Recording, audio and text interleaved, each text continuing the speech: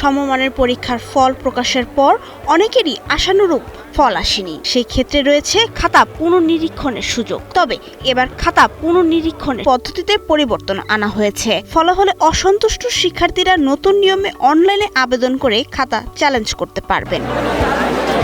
ঢাকা মাধ্যমিক ও উচ্চ মাধ্যমিক শিক্ষা বোর্ডের এক চিঠিতে রোববার ৯ আগস্ট জানানো হয়েছে ২০২৬ সালের এসএসসি ও সমমান পরীক্ষার ফল ১০ আগস্ট প্রকাশ করা হবে। ১১ আগস্ট থেকে ১৭ আগস্ট পর্যন্ত খাতা পুনর্নিরীক্ষণের আবেদন করা হবে।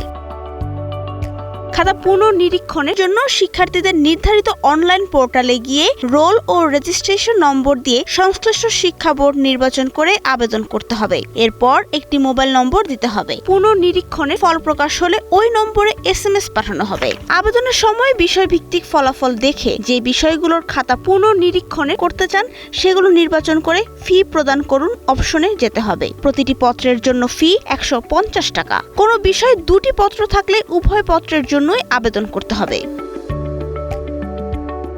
আবেদনের ফি বিকাশ, নগদ অথবা সোনালী সেবার মাধ্যমে পরিশোধ করা যাবে। ফি দেওয়ার পর পোর্টালে ফিরে জমা দিন বাটনে ক্লিক করে আবেদন সম্পন্ন করতে হবে।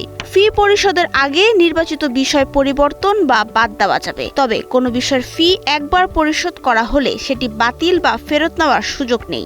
আবেদন জমা দেওয়ার পর নতুন বিষয় যুক্ত করা হলেও নতুন করে মোবাইল নম্বর দিতে হবে না।